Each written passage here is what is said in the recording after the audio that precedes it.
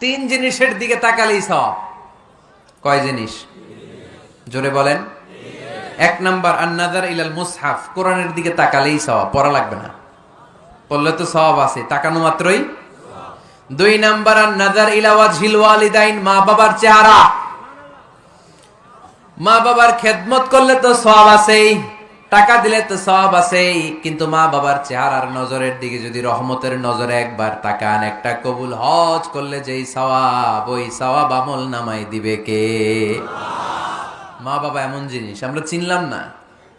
আমরা পীর সাহেবের দরবারে লাউ নিয়ে যাই আর গান গাই, সাদের লাউ বানাইলো মোরে, আগা খাইলাম ডগা খাইলাম, খাইলাম না ডুগডুগি না। তো কই লাউ নিয়ে যান আপনি, কই হাদিয়া নিয়ে যান? আসল পীর সাহেব তো আপনার ঘরে। আপনার আব্বা সবচেয়ে বড় পীর সাহেব, আপনার আম্মা জান আপনার জন্য সবচেয়ে বড় পীর সাহেব। গোটা বিশ্বের সব পীর সাহেব যদি 50 বার করে কোরআন খতম দিয়ে এক গ্লাস পানির মধ্যে ফু দেয়, আর আপনার আব্বা শুধু বিসমিল্লাহ বলে যদি এক গ্লাসের পানিতে ফু দেয়, ওই গ্লাসের পানির ফুটা আল্লাহর কাছে কবুল হয়ে যাবে। এজন্য বিশ্বনবী বলতেন, জান্নাতু তাহতা আকদামি উম্মাহাতিকুম।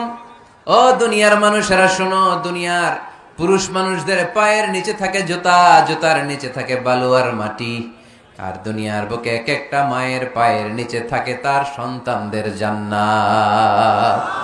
ওগো মা তুমি এই ধরনের শ্রেষ্ঠ নেয়ামত, তোমারই পদ তলে রয়েছে জান্নাত।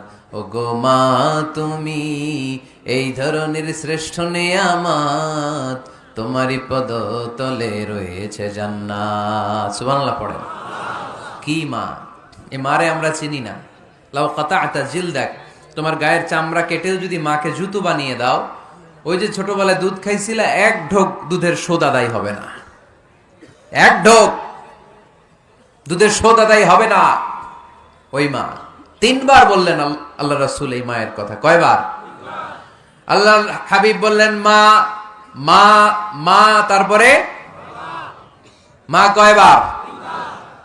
বাবা কয়বার? তার মানে ইসলাম মাকে দিয়েছে স্বর্ণ পদক, ইসলাম মাকে দিয়েছে রৌপ্য পদক, ইসলাম মাকে দিয়েছে ব্রোঞ্জ পদক, বাবাকে দিয়েছে সান্ত্বনা পুরস্কার। ঠিক কিনা? 3 বার যদি মা হয়, একবার যদি বাবা হয়, তাহলে স্বর্ণ পদক কে? রৌপ্য পদক, ব্রোঞ্জ পদক, সান্ত্বনা পুরস্কার। সুবহানাল্লাহ কইতে বললেন না?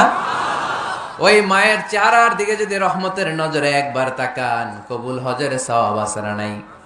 তাহলে 1 নাম্বার কোরআনের দিকে নজর করলে সওয়াব, 2 নাম্বার মা বাবার চেহারার দিকে নজর করলে সওয়াব, 3 নাম্বার আল্লাহর কাবা ঘরের গিলাফের দিকে যখন নজর করে তাকাবেন, 20টা রহমত নাজিল করবে কে?